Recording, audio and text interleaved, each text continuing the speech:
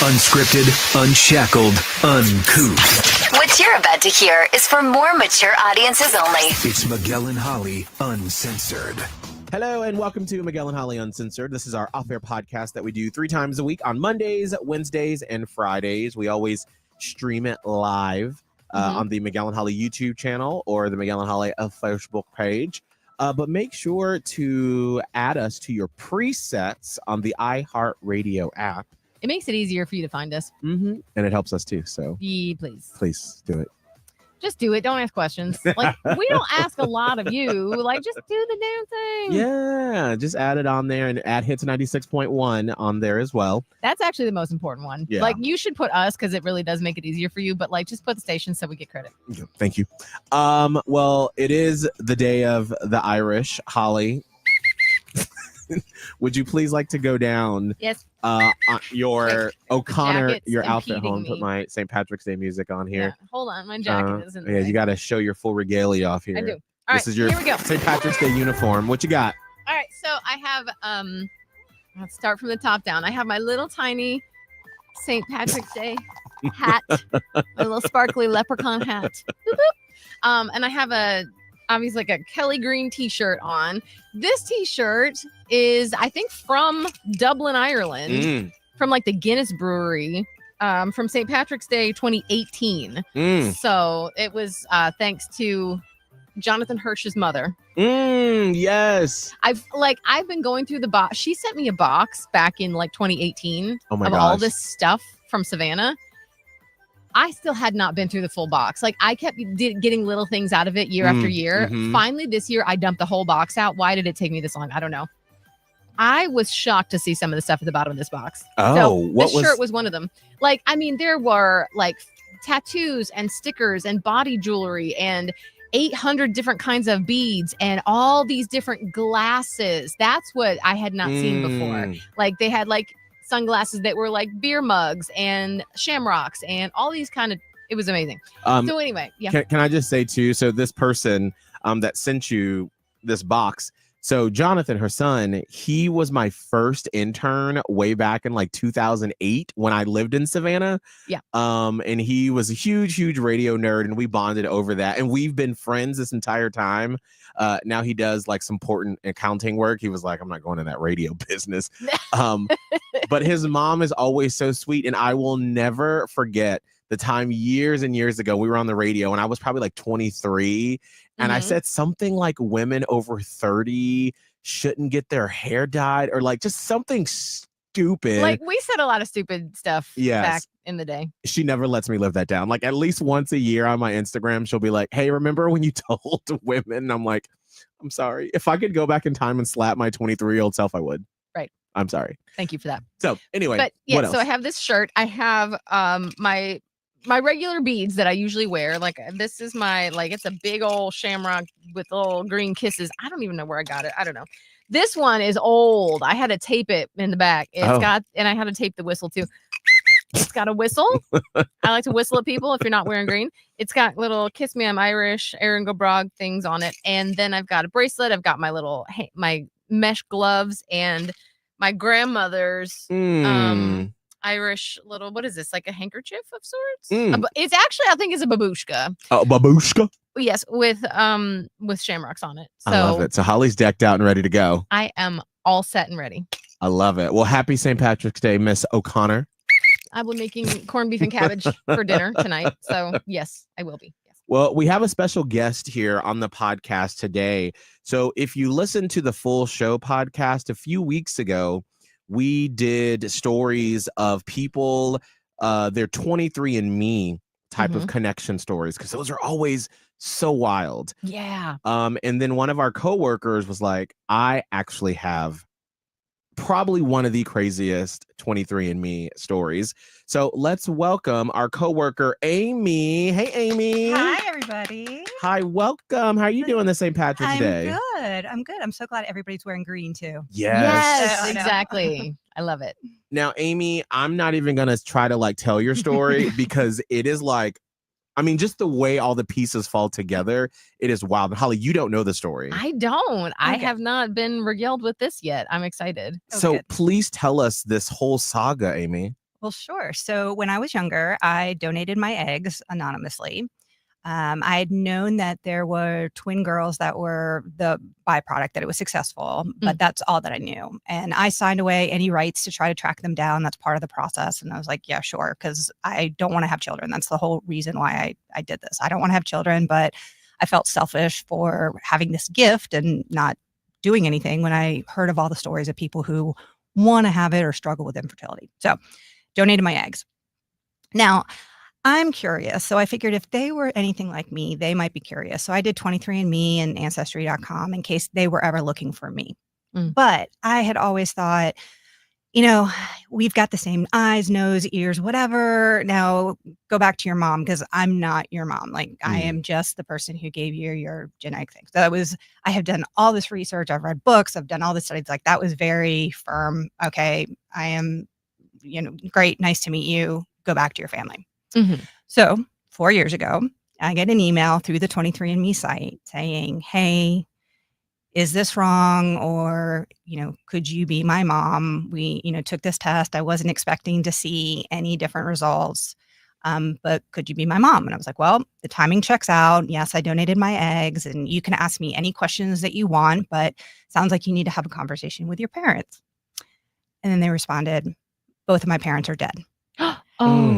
And we had no idea that we were donor conceived. We knew that my mom did IVF, but we didn't know that she didn't use her eggs. And nobody in our life knew about it. And we're just kind of in shock. So I was like, oh, okay. That was not in my little plan. All the times that I had gone through all the scenarios, both of the parents being dead really was never even an option. Well, because nobody really plans for that. Right. It's not something you plan about. Right.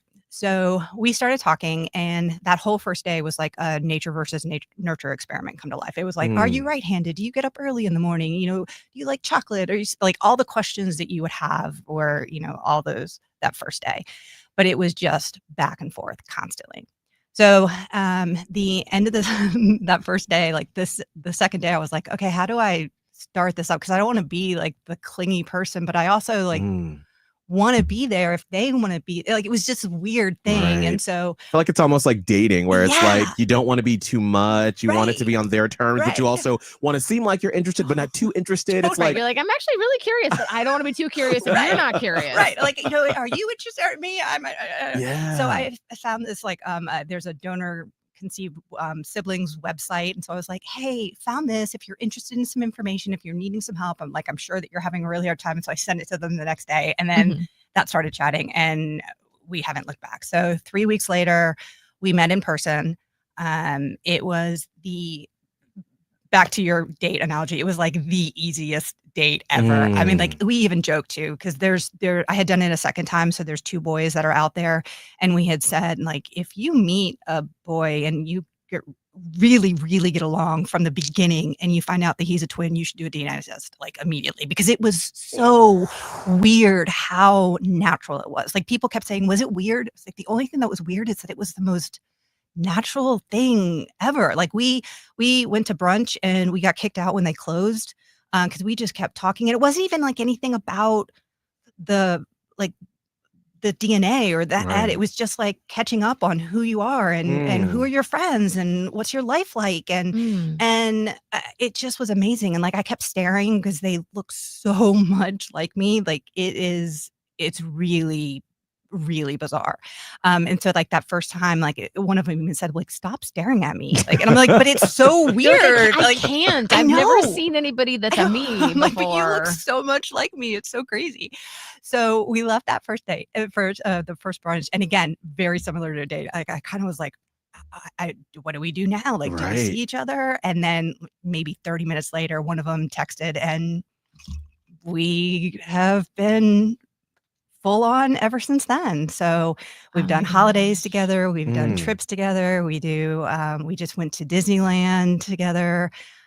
One just got married. I was the egg mother of the bride. Oh my God. I love that. Yeah. Well, how old were they when this all happened? So they were 23 at the time. Well, 22, and they just turned 26. Wow. Okay. So the past 3 years have been like a whirlwind, or 4 years? Yeah, 4 Whatever. year. It 4 was 4 years on January 26th when we got the Gotcha. first email. So, Gotcha. yeah, we just had our eggiversary.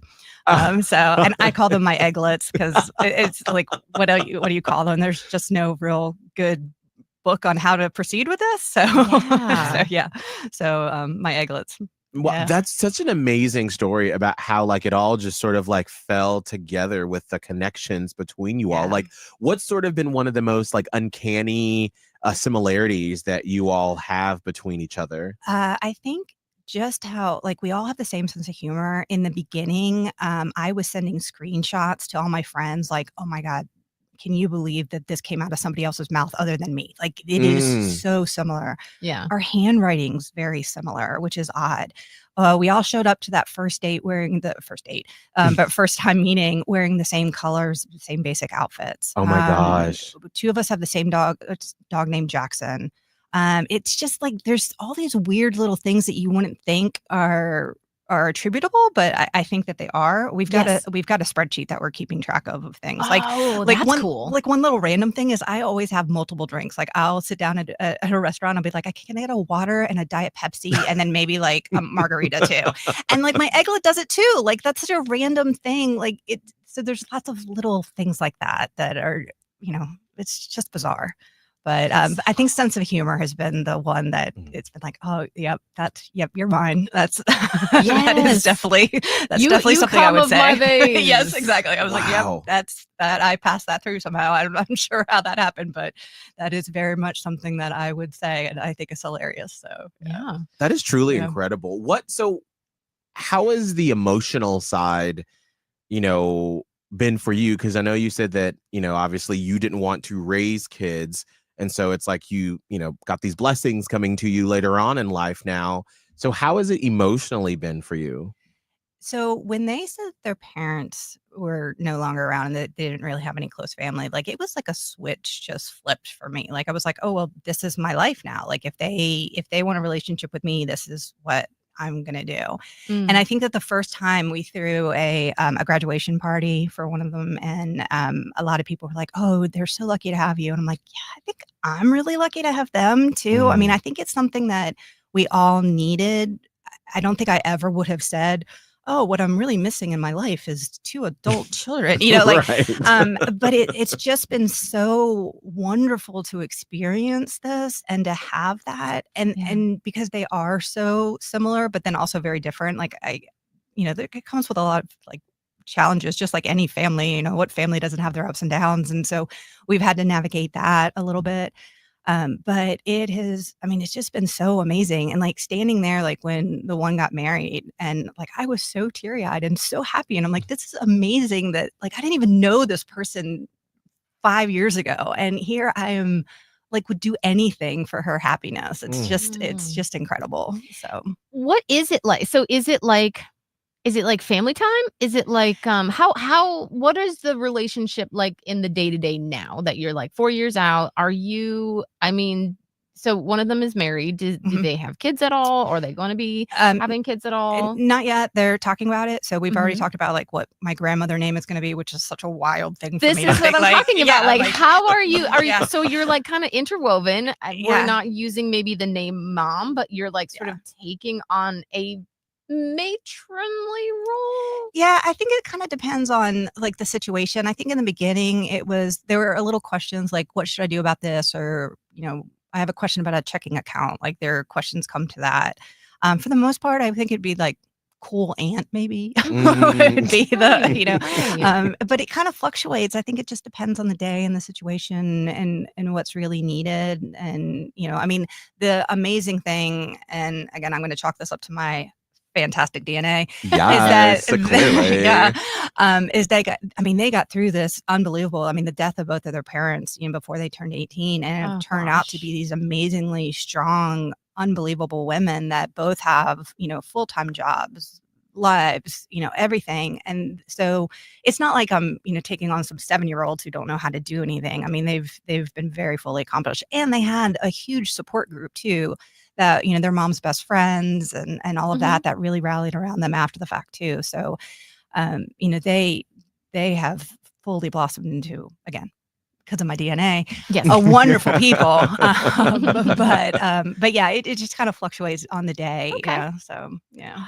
Man, that is so unique. Mhm. And I'm just wrapping my head around it. I'm sure it took you a while to wrap your head around it too, to really like find some footing. Yeah, there's been some interesting, like when the mom's best friend right in the beginning invited me over for dinner.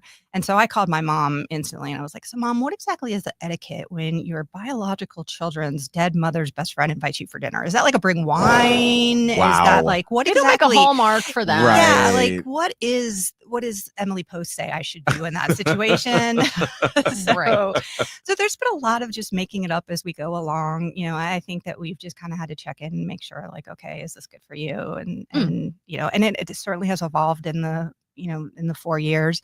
Again, back to the relationship analogy. Those first 6 months were like, oh, we were staying up till 11 o'clock at night. We were FaceTiming every night. Like, and then it just became like, this is not sustainable. I go to bed at like 8:30. Right. Like, Right. the real Right. me. So we've really kind of evolved into, I think, who we really are as people, and then just trying to figure out what works for us. So, but we Gotcha. got matching bracelets that we all like, those I forget what they're called, but they're soldered on to you, so you can't take them off. So we've got matching bracelets. We Aw. like, yeah. So Now, what was if this is too invasive, and because it's part of some of their story too, but like, what were their emotions around finding out that it wasn't their mother, DNA, that it was someone else? Because I imagine not only like grieving, the death of their parents, but like also when it comes to like finding this information out, how did they feel, or what was going through their mind? So they had very different reactions. One, I think, was very well. First of all, they didn't know that they were donor conceived, so there were some emotions around that. I think Yes. one was very glad that the parents didn't tell them, because they would have wanted to know me and know who I was. So the fact that she instantly knew, okay, you're donor conceived, and here's who the donor is, that was helpful for her. Like, okay, if you had told me when I was 16, I instantly would have wanted to know who this person is. It would have and changed the trajectory. Yeah. So she was very happy. I think the other one had a little bit of anger about it. I think there was a little bit of, I don't want to have this. I don't want to have this relationship. I think in the beginning too, there was a lot of, I don't know how much this person's going to stay around. So I don't really want to get close. Part of the reason that I donated was because I didn't want to have children. And I had a blog where I was very public about the fact, like, I don't want to have children. I don't want to have children. So I think they read that and were like, well, maybe you don't want a relationship. And I was like, yeah, but not having children and then having like adults is different, like Right. raising children, going to like soccer games and basketball games and having that and doing that whole thing, that's completely different than this. So they're not the same in my head. I'm sure a lot of people are like, why, it's exactly the same, but in my head, it's not. completely different. Yeah. It is. So There are different phases, and different Yeah. phases of parenthood require different things from people. Yeah. So I think that there was a lot of fear in the beginning too, based on, my public writings, that I were like, oh, I don't want children. Like, oh, what do you want? And I don't want to do this again too. And so there was, the first 6 to 9 months, I think, was really like 100% all in for one, and like not at all with the other. And then it kind of flipped.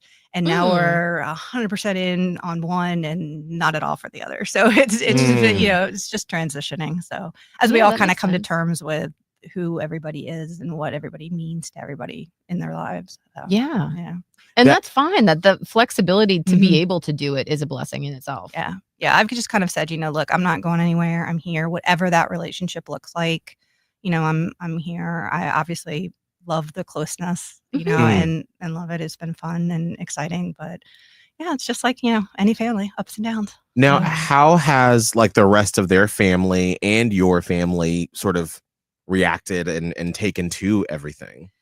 Most of their friends and family have been so great to me. Like, even at the wedding, people kept coming up to me and like, I have to meet you. I was, their parents' best friend, and I knew how much they struggled with infertility. And I'm so glad to meet you. Like, you've just done this wonderful thing for them. And, I mean, I've hugged and cried with people I've never met before, over this thing. So they have just been so gracious and so warm and welcoming.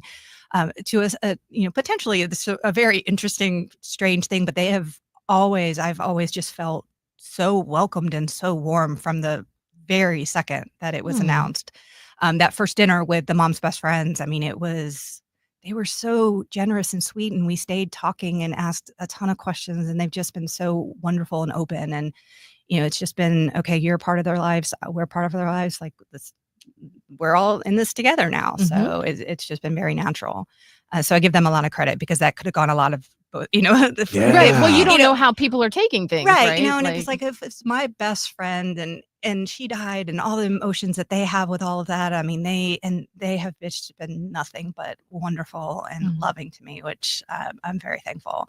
My family, they live in Florida. So my mom, she knew that I had donated in the beginning. So when I told her in the beginning, she thought it was a scam. It was kind of funny. And she was like, I think it's a scam. And I was sending her pictures. I'm like, Mom, look at these people. Like, this is not a scam. Like, this is not. And so I was like, okay, let me do some research to see if 23andMe ever does mess up. And I was like, Mm. and yes, sometimes they do. Sometimes they say you're like 3.4% related when you're actually 2.7%, but 50% related, they never mess up on. And I was like, and again, Mom, look at these girls. Like, and we had baby pictures at that point. Like, one of them looks almost identical to my mother. Like, the four of us all together Wow. the genetics are very strong in my family. So there's no debating that. So my mom came up for the first Christmas. The first Christmas was very, I asked them, I said, what do you guys usually do for Christmas? How much do you guys spend on each other? And they said, usually, like $500-$600 a piece. And I was like, oh, well, like my family's like $50. Oh. and they said, well, if we didn't buy each other presents, we didn't get anything. Oh, well, I will now go bankrupt making sure that you have this huge Christmas. So Wow. my mom came up. We did the night Christmas thing. We did the whole thing where we had stockings and we had presents, and they came over Christmas morning and we did presents, and they were, matching pajamas and all of that. So I think it's been a little bit harder for my mom. She doesn't understand the switch flip that I had, like it was just instantly like, oh, well, I these are now mine and I love them. And she doesn't quite understand how that's so easy for me. But also I don't think she understands how often we talk and see each other and communicate. And so, and with her being in Florida, it's just been a little bit, a little hard. And then my brother came up to meet them and, just kind of, again, took the picture of like, wow, we all look alike. That's crazy. So, so it's been, again, fun. Now, when you now we're getting more personal here. Oh, Not just as coworkers. So are you like in a relationship? Are you married or? I am not. I have a very close friend that I live with. Okay. So, and he has been fabulous through this whole thing. That's what I was curious about. If you yeah. were with someone, because all of a sudden that's they're a like, very oh, big dynamic change. yeah, to be like, guess what? Yeah. I now have daughters that are coming Right. into our relationship. Right. Yeah. And he doesn't have children either. So there's been a lot of like, well, what do you think I should do on this? And he's like, I have no idea. I have no idea. Oh, But yeah, like that first Christmas, he was so great. He would come down, like he came down and he made us all breakfast. And then he went back up to his little man cave. Then he came down and made lunch and then went back upstairs. And then he came down and made Christmas, like dinner. So he's been really great about, giving me the, freedom to kind of explore, see what happens. But, also like, yeah, sure. Let them in. Like, yeah, them and all of their dogs. That's sure. Whatever. Just let them in. That's great. Really easy. Well, I feel like you would have to be with that person has to be easygoing. Mhm. Otherwise, that could have been like you had all these potential little mines that have planted, right? That it could have been not good, but they all weren't there. It was just like, oh, we're just gonna keep walking and it's great. Yeah. Well, that's why I keep like thinking of different, roadblocks that could have happened.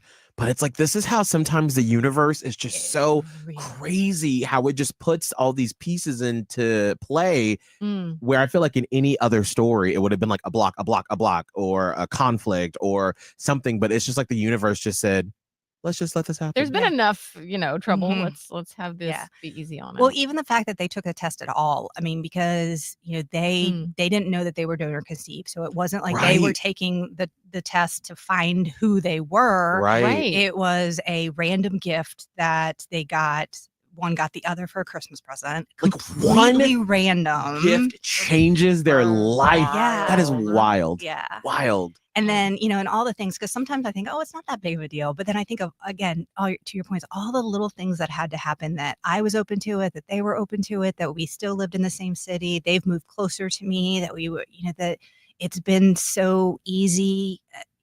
Again, there's been some challenges, but it has, for the most part, been so easy. It really, it was meant to be. Like, it had to. Like, there was some, I don't know if it was their parents kind of going like, hey, they need something good, or if it was, I have my father's passed on. I don't know if it was just them up there going, let's give them some love. Yes, everybody needs some right now. So that's very inspiring to think about. It gives people a lot of hope, I feel like, just for, not even for like anything like similar, not like, oh, I'm going through this exact same thing, but just in general, like, it just feels like there's a little path here. Yeah. There's a purpose. There's a reason. Yeah. Amy, as we close out, what advice would you give to someone that is maybe thinking about, donating in the way that you did? It's the single greatest thing I've ever done. I mean, I think you have to have really good expectations of what it is and what you're doing. I definitely don't think if you're, if you have any ties of, this is an oddity that we have this relationship. I certainly think that, if you're doing it for the hopes of this, that is a rarity. But the number of people that I've told that have teared up and said, oh, I've struggled with infertility. Thank you so much. I mean, there's just so many people that if you've got a gift that you can give, and why wouldn't you? Why wouldn't you share it? I mean, you can truly impact somebody's life for the better. So it's definitely the best thing I've ever done in my life. So. Well, thank you so much for sharing your story with us, because it's just, I feel like with all the craziness in the world right now, we need a little love, we need a little hope, we need a little positive, encouraging stories that life does work out. Yeah, it's not all bad. Right. There's these little beautiful, miraculous moments that happen every day. I agree. Love it. Well, Amy, thank you so much for joining us. We appreciate it. Guys. Yeah. All right. We will be back on Wednesday for the podcast, and hopefully we will have the whole rundown from producer Kelvin's wedding. Yes. Can't wait to hear about that. Yes. All right. We'll see you Wednesday. Miguel and Holly Uncensored. Catch it on the